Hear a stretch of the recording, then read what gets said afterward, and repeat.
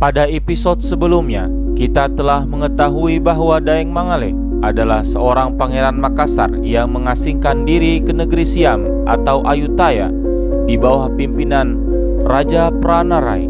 Dan setelah pengepungan hebat di kampung Makassar, Daeng Mangale tewas dan sisa pengikutnya yang masih hidup dihukum mati oleh raja. Ternyata kisah Daeng Mangale tidak berakhir sampai di situ.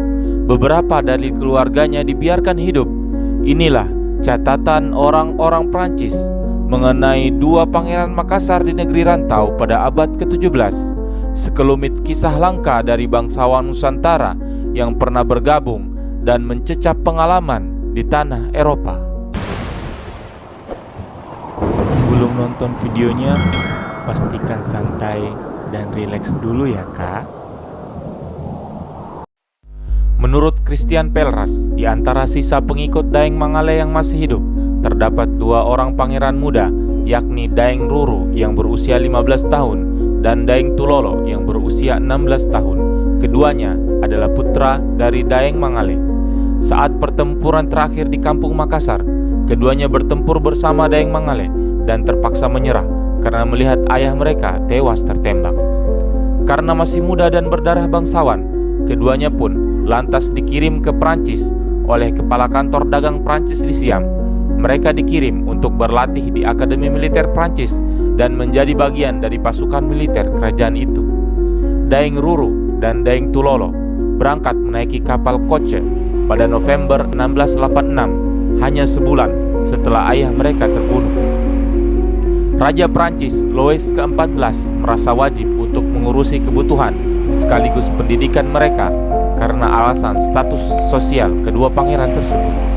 Pada akhirnya, keduanya sampai di Paris pada tanggal 10 September 1687 dan terlebih dahulu dibaptis dalam agama Kristen dan diberi nama kehormatan yaitu Louis seperti nama Raja Prancis. Daeng Ruru diberi nama Louis Pierre Makassar, sedangkan Daeng Tulolo bernama Louis Dauphin Makassar. Sesampainya di Paris, mereka lalu didaftarkan ke Kolese Yesuit Louis de Grand untuk mempelajari bahasa Prancis sebelum diterima di sekolah tinggi Clermont yang terkenal. Setamat dari sana, kedua pangeran Makassar itu diterima di sekolah perwira angkatan laut Brest, sekolah militer paling bergengsi di Prancis. Sekolah itu merupakan pencetak perwira militer yang dipilih secara teliti dan terjamin memiliki kualitas pengetahuan kelautan dan militer terbaik di Prancis. Saking bergengsinya, hanya sedikit dari siswa yang dapat diterima di sekolah itu, sebab syaratnya harus berumur kurang dari 18 tahun dan berasal dari keluarga elit bangsawan atau aristokrat di negaranya. Pada tahun 1690, hanya 206 orang calon taruna yang diterima, karena seleksinya benar-benar ketat. Padahal, sekolah itu terbagi menjadi 3 kompi yang masing-masing diisi oleh 200 sampai 300 taruna.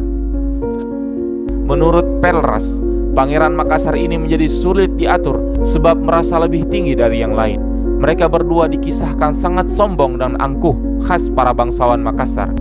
Tidak hanya itu, para Daeng juga selalu memandang siswa lain lebih rendah daripada mereka, meski mempunyai kepintaran dan ketangkasan yang sama dengan mereka. Selang 2 tahun kemudian, para perwira Prancis terkejut karena Daeng Ruru mampu menyandang pangkat letnan muda yang setara dengan letnan angkatan laut. Usianya baru 19 tahun kala itu, namun kepintaran dan ketangkasannya sudah tidak diragukan lagi. Dibuktikan dengan cepatnya promosi yang diterimanya. Selain karena kepintarannya, Daeng Ruru juga ditopang dengan harta yang melimpah dari kerajaan Prancis, sehingga setahun kemudian, pada usia 20 tahun, ia diangkat menjadi letnan angkatan laut. Posisi ini setara dengan kapten di angkatan darat. Pada tahun 1706, Daeng Ruru alias Louis Pierre Makassar mengajukan protes kepada Kementerian Luar Negeri Prancis agar diikut sertakan dalam operasi angkatan laut selanjutnya. Pada akhirnya, ia pun diberangkatkan setahun kemudian di kapal Jason di bawah pimpinan Laksamana Duquesne yang mempunyai 54 meriam. Kapal itu bertugas memburu kapal penyerang Belanda Vlissingen dan menyerang kawasan laut Belle Ile dan Ile de Croix. Tidak lama setelah itu, Daeng Ruru ditugaskan ke kapal Grand yang akan ambil bagian dalam armada laut Laksamana Dukasse. Pada bulan Oktober 1707, armada laut itu tiba di Havana untuk membantu Spanyol bertempur melawan Inggris.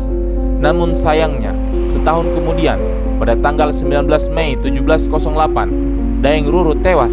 Tidak jelas sebab dan oleh siapa tewasnya pangeran ini. Apakah sebab kehormatan atau sebab yang lain? Yang jelas, hingga akhir hayatnya, Daeng Ruru masih bertugas di dalam kapal angkatan laut Prancis. Beda lagi dengan saudaranya, yakni Daeng Tulolo alias Louis Dauphin Makassar. Daeng Tulolo membutuhkan waktu lama untuk menjadi letnan muda. Ia lulus dari sekolah angkatan laut pada tahun 1699, namun harus menunggu sekitar 13 tahun kemudian untuk menjadi letnan muda pada usia 38 tahun. Daeng Tulolo tidak terlalu menonjol dalam militer Prancis.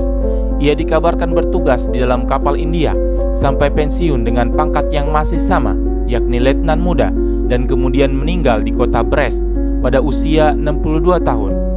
Soal agama, keduanya dikabarkan telah bersedia masuk agama Kristen dengan sukarela. Tidak disebutkan bagaimana Daeng Ruru dapat hidup dengan agama barunya, sebab orang Makassar terkenal sangat taat pada ajaran Islam. Namun Daeng Tulolo diragukan apakah ia hanya berpura-pura masuk Kristen agar mendapatkan fasilitas kerajaan ataukah tidak. Sebab ada rumor ia mengatakan ia telah masuk Islam setelah kembali ke Makassar untuk mengambil alih tahta. Tidak disebutkan kapan Daeng Tulolo pulang ke Makassar dan dengan kapal apa ia pulang. Hanya disebutkan bahwa karena terlihat tekun menjalankan agama Kristen, sampai-sampai Daeng Tulolo dapat membuat suatu lukisan yang dipersembahkan kepada perawan suci serta mendirikan satu ordo yang disebut dengan Ordo Bintang.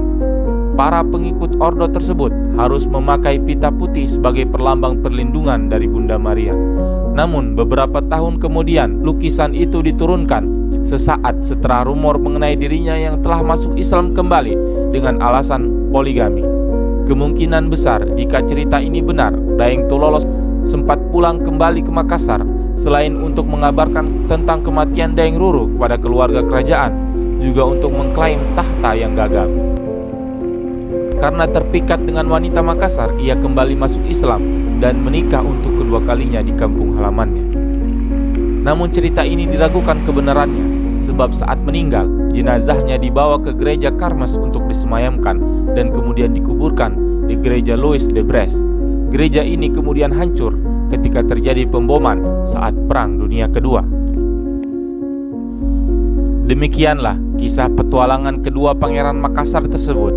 Mereka menjadi simbol bagi suatu negara maritim terkuat pada masanya, yang runtuh pasca perjanjian Bongaya tahun 1667, namun tetap memiliki reputasi baik di Eropa sebagai para pejuang tertangguh dan dapat bersaing dengan para prajurit Eropa di masa itu. Terima kasih telah menonton episode kali ini. Tulis pendapat kalian di kolom komentar dan jangan lupa like dan subscribe channel ini untuk konten-konten lainnya yang lebih berkualitas. Stay tune.